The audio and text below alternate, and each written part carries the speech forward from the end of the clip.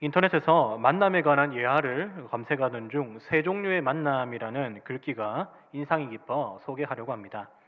만남에는 세 가지 종류가 있습니다. 생선 같은 만남, 꽃과 같은 만남, 그리고 손수건 같은 만남입니다.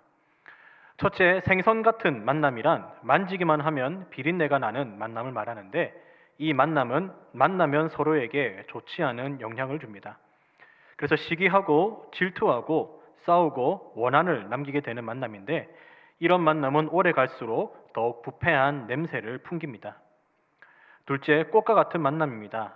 이 만남은 만나면 향기가 좋고 좋아 어쩔 줄 모르지만 금세 만남이 시드는 그런 만남을 말합니다. 왜냐하면 풀은 금방 마르고 꽃은 시비를 넘지 못하기 때문이죠. 마지막 세 번째는 손수건 같은 만남입니다. 이 만남은 상대가 슬플 때 눈물을 닦아주고 그의 기쁨이 내 기쁨인 양 축하하며 또 힘들 때는 땀도 닦아주는 언제나 함께하는 그런 만남을 말합니다. 사실 우리는 위 세 가지 만남을 다 개인적으로 가지고 살아갑니다. 때로는 이렇게 또 저렇게 또 요렇게 많은 만남을 통해 내가 꼭 필요로 하는 사람과 나를 필요로 하는 사람으로 나누게 됩니다. 그래서 어느 순간 누구를 만나는지가 우리의 인생에서 참으로 중요합니다.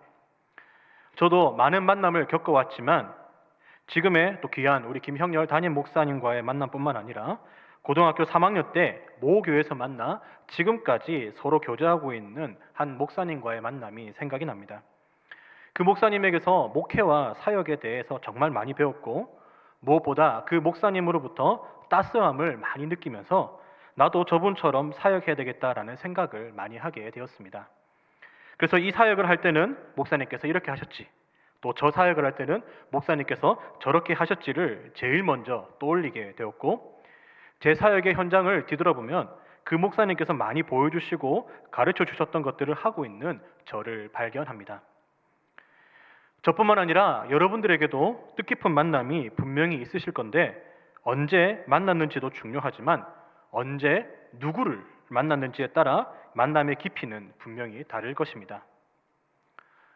그런데 이러한 뜻깊은 만남이 오늘 본문에 나타난 이 한 사람에게 찾아왔습니다. 이 사람은 38년 동안 수많은 사람을 만났지만 정작 자신의 문제를 해결해 줄 수 있는 사람은 만나지 못했습니다. 오히려 자신보다 먼저 움직이려는 사람 때문에 상처받고 좌절했을지도 모릅니다. 하지만 38년 만에 자신의 문제를 해결해 줄 수 있는 분을 만났습니다. 그분을 만난 뒤로 이전에 38년 동안 아팠던 세월은 더 이상 자신을 옭아맬 수 없게 되었고, 완전히 새로운 삶을 시작하게 되었는데, 그분은 바로 예수님이십니다. 38년 동안 단 하루도 빠짐없이 자신의 병이 낫기를 원했을 텐데, 단 하루 만에 만난 이 예수님 때문에 이 사람의 삶은 완전히 달라지게 되었습니다. 이제 더 이상 베데스다 못에 들어가지 못해 좌절하지 않아도 되었고, 38년 동안 지켰던 그 자리도 더 이상 소용이 없게 되었습니다.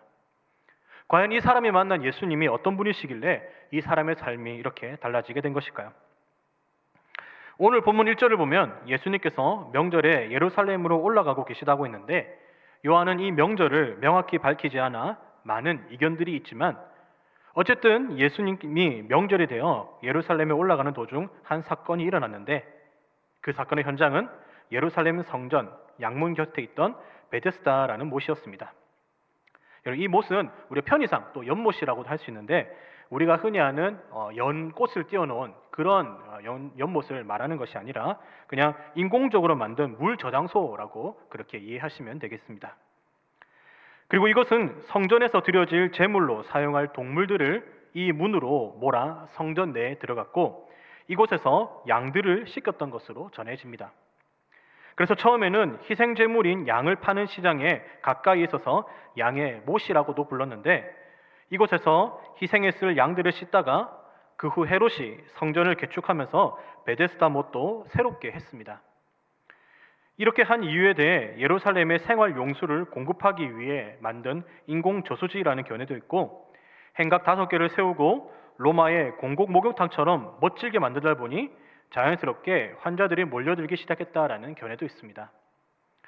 그때 치료법은 깨끗한 물을 마시고 씻는 것이 전부였기 때문에 몸을 씻기 위한 환자들이 모여들어 자연스럽게 치료하는 그런 집이 되었다라는 것인데, 그로 인해 베데스다라고 이름을 지었고, 그 뜻은 흘러 넘침의 집 또는 은혜 혹은 자비의 집이라는 뜻입니다.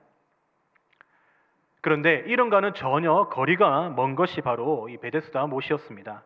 왜냐하면 본문 3절에서 4절 말씀처럼 이곳에 먼저 들어가려고 수많은 사람들이 경쟁했기 때문입니다.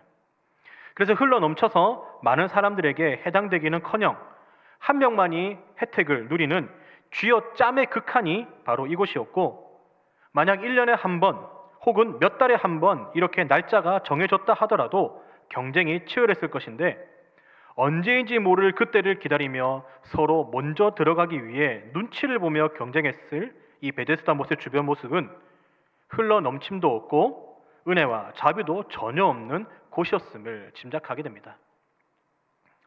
그리고 이것은 행각이 5이 있다라고 했는데, 이 행각을 헬라어로 스토아라고 합니다. 이 스토아, 즉 행각은 그리스 건축에서 기둥으로 이루어진 긴 복도를 의미합니다. 이런 행각이 5개가 있었다라는 것은 그만큼 크고 많은 사람들이 찾아오는 것이었다라는 것이고, 그런데 이곳이 유명하게 된 이유는 소위 말하는 치유의 못이었기 때문이죠. 본문 4절에서 요한은 천사가 가끔 내려와 물을 움직이게 하고, 이때 제일 먼저 들어가는 자는 어떤 병에 걸렸든지 낫게 되었다라고 기록하고 있습니다.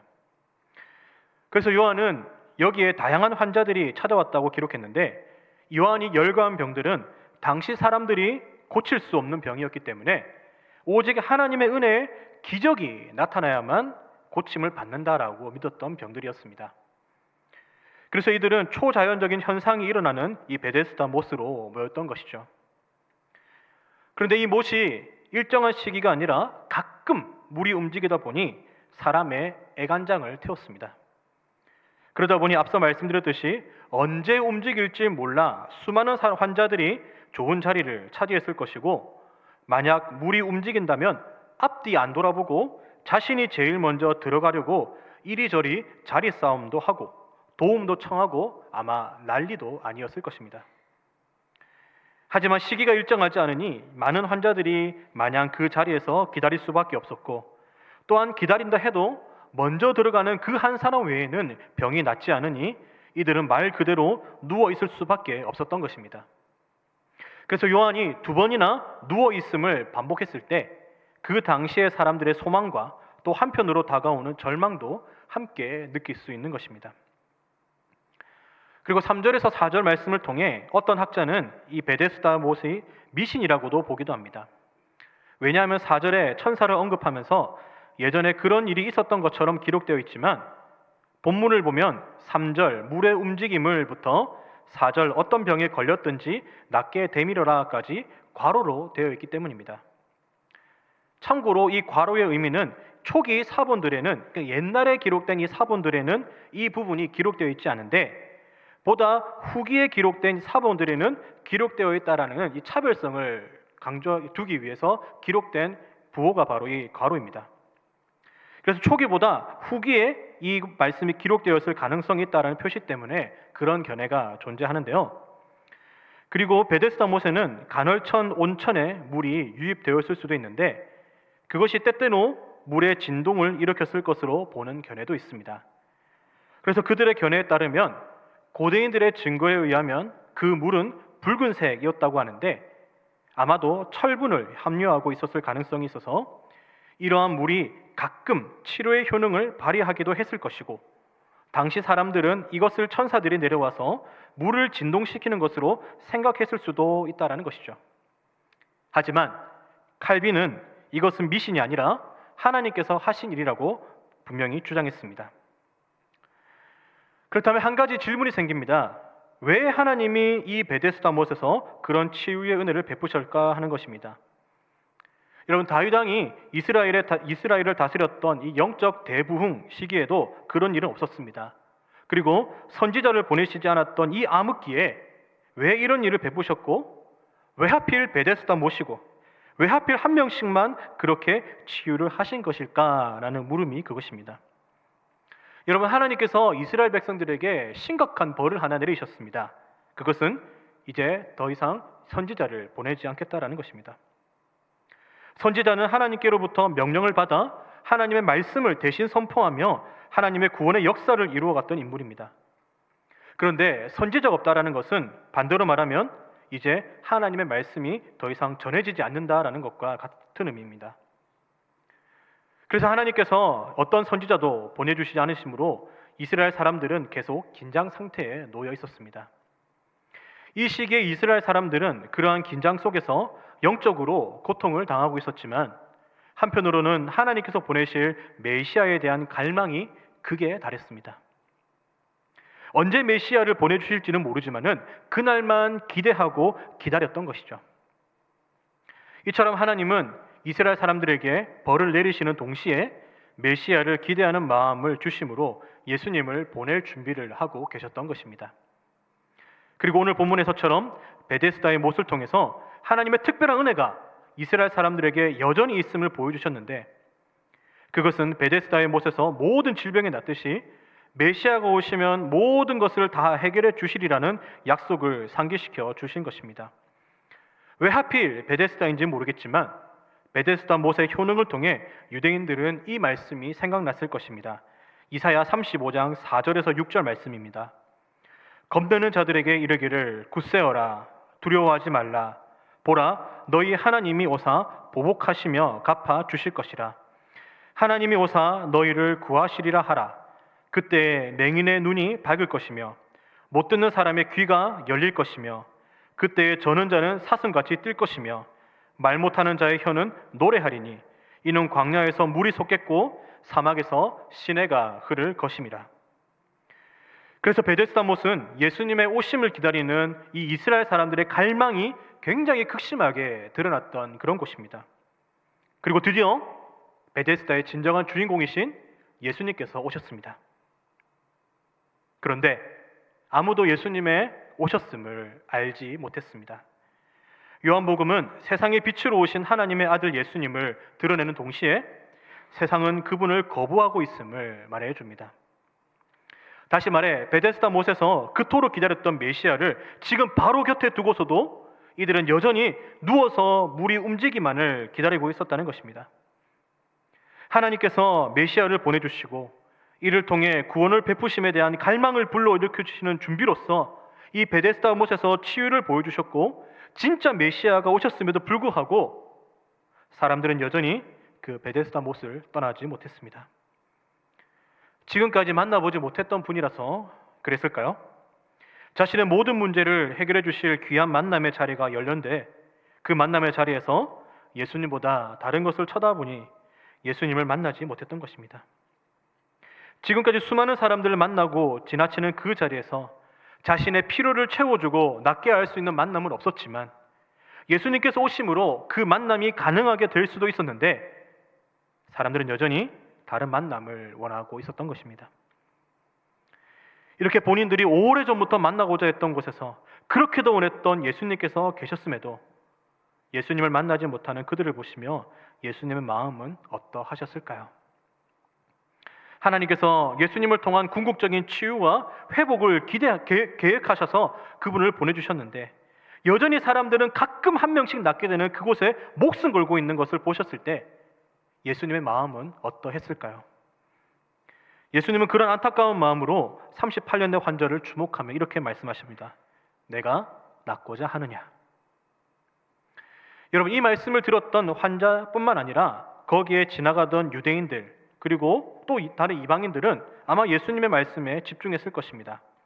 왜냐하면 베데스다 못에 있는 여러 종류의 사람들에게 누군가 묻기를 당신은 건강한 사람이 되길 원합니까? 라고 묻는다면 그 사람들이 이렇게 얘기할 것입니다. 아니, 내가 여기 있는 이유가 당연히 그것인데 그런 뻔한 질문을 하느냐?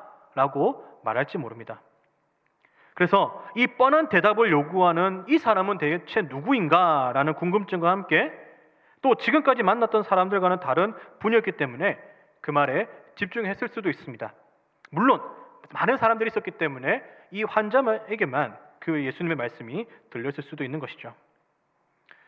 그런데 예수님께서 이런 질문을 하신 것은 그 사람이 진정으로 낫고자 하는지가 의심스러워서 그것을 확인하시고자 함이 아니라 그 사람 속에 이제 곧 그에게 주실 은혜를 간절히 원하는 마음을 불러일으키심과 동시에 자신에게 지금 필요한 것이 무엇인지 정확히 꿰뚫고 계시는 분이 계심을 알려주시기 위함입니다.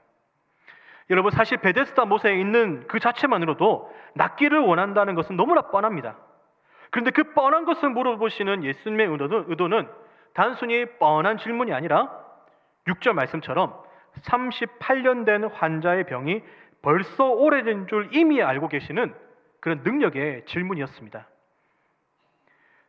그런데 38년 된 환자는 자신의 신세를 한탄하며 이렇게 말합니다. 7절 말씀입니다. 주여, 물이 움직일 때 나를 못에 넣어주는 사람이 없어 내가 가는 동안에 다른 사람이 먼저 내려가나이다. 여러분, 이 환자의 한탄에도 불구하고 예수님께서 이렇게 말씀하시죠. 내 자리를 들고 걸어가라. 여러분, 이 38년 된 환자가 38년 동안 한 번도 일어나려고 시도하지 않았을까요? 지금까지 수도 없이 일어나려고 시도했을 것입니다. 그런데 성공하지 못했던 그 일어나기 위한 동작이 갑작스럽게 만난 그 한 사람의 질문에 대답했더니 즉시 몸이 나아서 자리를 들고 걸어가게 되었습니다. 사랑하는 성도 여러분, 예수님께서 베데스다 못에서 38년이나 된 환자를 만나주신 사건에는 중요한 핵심이 있습니다. 그것은 38년 된 환자처럼 나도 병의 치유를 받겠구나라는 것이 1차적 목표가 아니라, 물론 보는 관점에 따라서 그것이 1차적 목표가 될 수 있겠지만 적어도 저는 오늘 말씀을 통해서는 그것이 부차적인 결과라는 것을 말씀드리고 싶습니다. 그래서 여기에서 중요한 것은 메시아이신 예수님이 38년 된 환자를 고치신과, 그리고 14절 말씀처럼 죄를 짓지 말라고 하심으로써 이 죄의 결과로 얻어진 이 병을 해결해 주셨음과, 그 누구도 죄의 문제까지 건드리지 않았지만 그것을 정확히 아시고 해결해 주신 분이 바로 그토록 오랫동안 기다렸던 메시아 예수님이다라는 것을 우리는 봐야 될 것입니다. 수많은 사람들은 죄를 지은 것 때문에 정죄하기 바빴고 그 죄에 상응하는 대가를 치르기 바빴지만 예수님은 죄를 짓지 말라고 하시며 다르게 그 사람에게 접근하셨습니다. 왜냐하면 치유는 사람도 할 수 있는 것이고 그 죄에 대한 정죄도 사람이 할 수 있는 것이지만 죄의 문제는 어느 누구도 감히 접근할 수도 없고 해결할 수도 없고 오직 예수님만이 죄의 문제를 해결해 주실 수 있기 때문입니다. 다시 말해, 사람이 고칠 수 없는 병조차도 고치시는 그 예수님께서 우리에게 있는 가장 중요한 문제인 죄의 문제까지 고치시는 분이시다라는 것을 우리는 이 말씀을 통해 알아야 됩니다. 그래서 이 베데스다 못에서의 38년 된 환자의 이야기는 오늘 읽은 9절에서까지 끝나는 것이 아니라 5장 전체의 말씀까지 이어져야 됩니다. 여러분, 지금 이 사람이 만난 예수님이 그냥 그저 그런 분이 아니라 오래전부터 수많은 선지자들을 통해 예언하신 하나님의 아들로서, 아니 하나님으로서 이 땅에 오신 메시아 예수님이라는 것입니다. 그래서 예수님이 육신의 질병도 낫게 하시지만 죄의 문제도 해결해 주실 수 있는 분이라는 것입니다.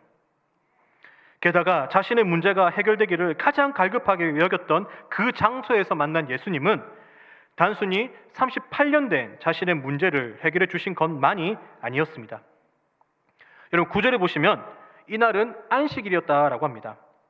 여러분, 안식일에 이런 일을 행한 것이 유대인들이 봤을 때 16절 말씀처럼 예수님을 박해할 정도로 잘못된 행동이었다고 생각되지만 예수님은 안식일의 주인이 되시고 무엇보다 17절 말씀인 예수께서 그들에게 이르시되 내 아버지께서 이제까지 일하시니 나도 일한다라는 예수님의 말씀을 통해 지금 이 병을 낫게 하신 분이 다름 아닌 하나님의 아들이다라는 것을 수많은 사람들에게 알려주고자 하시는 것입니다. 따라서 우리가 이 본문을 통해서 묵상하고 기억해야 될 것은 38년 된 환자처럼 그 누구도 자신의 구원할 수 없고 그 상황에서 우리에게 먼저 찾아오셔서 나의 영육간에 묶인 것들을 해결해 주시는 분이 바로 예수님이다라는 것입니다. 여러분, 먼저 다가오심으로 나를 만나주신 그 예수님의 은혜가 없었더라면 우리는 이렇게 하나님께 예배 드릴 수 없었을 것입니다. 나에게 어떤 기적이 찾아오면은 그것이 우연이라고 말하는 거지 예수님 때문이라고 우리는 말할 수가 없을 것입니다. 예수님의 은혜를 몰랐더라면 말이죠. 여러분, 그래서 예수님의 은혜가 아니었다면은 그 누구도 죄의 문제를 해결해 주지 못했을 것이고 오늘도 38년 된 환자처럼 그저 영적으로 누워서 죽음을 향해 우리는 달려가고 있었을 것입니다. 그래서 오래전부터 선지자들을 통해 예언하신 메시아의 역할과 그를 만난 사람에게 행하실 놀라운 기적의 말씀들이 오늘 본문에 나타난 메시아 예수님을 통해 나타나고 있는 것이고 그 예수님을 만나 우리에게도 이 말씀이 동일하게 역사할 수 있는 것입니다. 여러분, 그래서 나의 아픔과 나의 질병이 낫는 것이 1차적 목표가 아닌 내가 만난 분, 아니 나를 먼저 만나주신 분이 누구신지를 분명히 아는 것이 너무나도 중요합니다. 여러분, 오늘 본문에 나타난 환자도 그가 예수님을 만난 것이 아니라 예수님이 먼저 만나 주셨습니다. 그런데 더 중요한 것은 만나기 전부터 그 환자의 문제와 무엇이 필요한지 분명히 아셨다라는 것입니다. 그러고는 먼저 다가오셨고 그 만남의 현장에서 놀라운 기적이 일어났습니다. 그렇습니다. 우리에게 있는 가장 큰 기쁨은 바로 예수님이 나를 구원하신 것입니다. 여러분, 우리가 예수님을 믿는다라고 했을 때 그 예수님을 믿는 근본적인 이유는 그 어떤 것도 아니라 우리가 구원받는 것이어야 됩니다. 때로는 그 구원의 자리로 인도하시기 위해 하나님께서는 치유의 은혜를 베푸실 때가 분명히 있습니다. 저는 하나님께서 베푸시는 치유의 은혜를 부정하는 것이 절대 아닙니다. 제가 드리고 싶은 말씀은 우리가 하나님을 믿는 목적이 기적만을 위함이 아니라 그 기적을 주시는 분을 우리는 바로 알아야 된다라는 것입니다. 여러분, 왜냐하면 기적만이 믿음의 목표라고 한다면 기적의 유무에 따라 우리의 믿음이 언제든지 흔들리고 바뀔 수 있습니다. 하지만 기적을 주신 예수님이 우리의 믿음의 목표라면 우리의 기적의 유무와 상관없이 예수님을 향한 동일한 믿음을 가질 수 있습니다. 사실 하나님께서는 얼마든지 그리고 어느 순간에 단 한 번으로 모든 환자를 고치실 수도 있었지만 하나님의 역사에는 각각 목적이 있다는 것을 우리는 기억해야 됩니다. 여러분, 베데스다 못이 동할 때 제일 먼저 들어간 사람이 어떤 병에 걸렸든지 낫게 된 것처럼 우리가 생각했을 때는 하나님의 뭔가 한계가 있는 것 같습니다. 하나님 이왕 치료하실 거면은 저기 넓은 우리 송도 바닷가 넓지 않습니까? 거기에 다 들어가게 하셔가지고 다 낫게 해주시면 얼마나 좋습니까? 그런데 한 명, 그것도 제일 먼저 들어가는 그 사람만 낫게 하신 데는 우리는 모르지만은 하나님의 분명한 뜻이 있을 것입니다. 그런데 여러분, 여기에 모인 사람들은 물이 움직인 것에 초자연적인 부분에만 집중하고 그로 인한 치유의 결과만을 원했습니다. 그 누구도 이 치유의 유일한 원천 되시는 하나님께 집중하지 않았고 예수님을 만나지 못했습니다. 38년 된 환자도 마찬가지였습니다. 하지만 예수님께서는 그런 마음과는 상관없이 그를 만나 주셨습니다. 왜 이 환자만 만나 주셨는지 우리는 알 수 없지만 여러분, 이 환자를 통해 우리가 알아야 될 것은 어떤 기적이 일어나면 거기에만 신경을 써서 그 기적이 왜 일어났으며 그 기적을 일으키신 분이 누구신지는 관심 없어 하는 우리의 연약한 모습을 발견하게 됩니다. 그러다 보니 살아계신 하나님, 살아계신 예수님, 살아계신 성령님이라고 수없이 고백을 하지만 정작 나에게는 일어나지 않고 다른 사람에게서만 일어나는 그 일이 너무나 크게 보여서 오히려 그 사람의 마음에 오랫동안 자리를 잡고 누워버리고 앉아 있습니다. 그래서 나에게 지금도 행하고 계시고 다른 사람과는 또 다르게 역사하고 계시는 분명한 예수님의 능력이 있는데도 불구하고 우리는 그것을 생각하지도 않고 그냥 그 사람의 능력이 더 좋아 보이기 때문에 그 자리에 오랫동안 앉아 있습니다. 그저 저 사람에게 일어난 일이 나에게도 일어나게 해달라고 합니다. 왜 나에게는 일어나지 않느냐라고 불평을 쏟아내기도 합니다. 하지만 그럴지라도 예수님은 말씀하십니다. 아니, 그 전에 먼저 우리를 만나주시고 이렇게 말씀하십니다. 내가 낫고자 하느냐? 저 사람들처럼 낫고자 하느냐가 아니라 네가 낫고자 하느냐? 이 말에 여러분들은 뭐라고 대답하시겠습니까? 예수님 다 좋은데, 다 좋아요. 그런데 저 사람처럼 해주실 수 있습니까? 저 사람은 저렇게 해주셨는데 나도 그렇게 해주실 수 있으십니까? 물론 우리 주님은 전능하신 분이기 때문에 똑같이 해주실 수 있으십니다. 하지만 때로는 능력의 결과만이 아닌 능력의 근원 되시는 예수님 자신을 온전히 믿기를 원하십니다. 그래서 어떤 것을 해결해 주셔서 그분을 더 잘 믿는 것이 아니라 나를 구원해 주신 그 예수님, 그분의 은혜를 늘 상기시키시고 내가 만난 구원의 예수님, 은혜의 자리에서 만난 그 예수님을 먼저 찾을 때 모든 것을 아시고 해결해 주실 은혜를 때로는 내가 구하지 않아도 받을 수 있음을 우리를 통해 알게 하시는 것입니다. 사랑하는 성도 여러분, 베데스다에서 38년 된 환자가 만난 예수님처럼 내 인생에서 가장 중요한 때 만난 예수님은 어떤 분이십니까? 혹시 그 능력만 기억하시고 그 능력의 근원 되시는 주님은 잊지 않으셨는지요?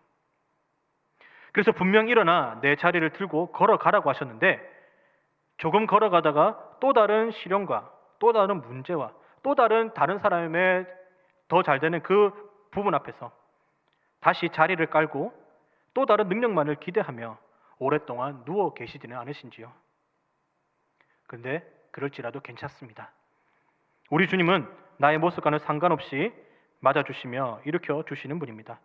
다시 넘어져도 다시 일어날 수 있도록 힘을 주시며 그 자리에서 만난 주님이 어떤 분이신지를 다시 한번 깨닫게 하실 때 우리는 그 주님의 손잡고 다시 일어날 수 있는 것입니다.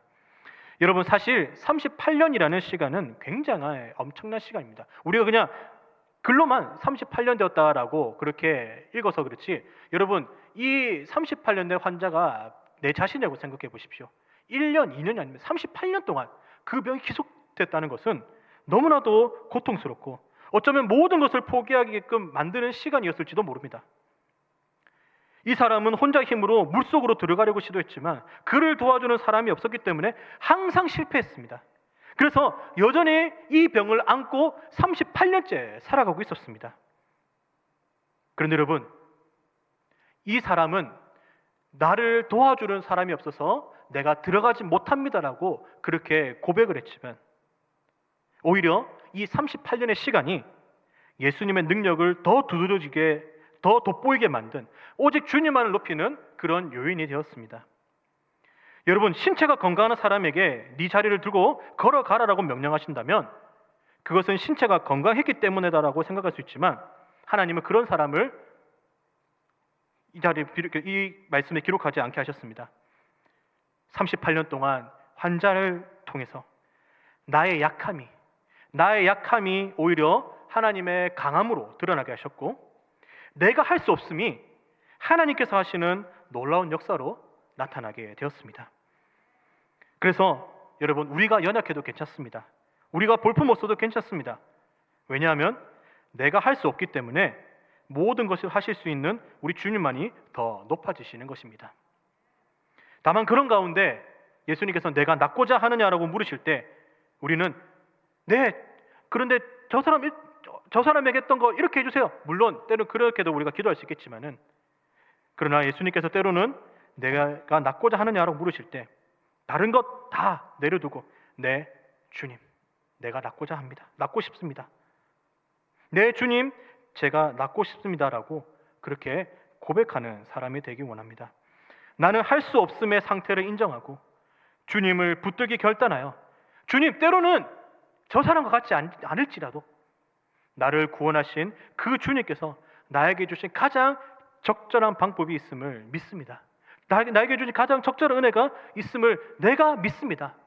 내가 그래서 능력을 바라보는 것이 아니라 능력을 주신 주님만을 내가 바라보게 하여 주시옵소서라고 여러분 그렇게 기도하시길 원합니다.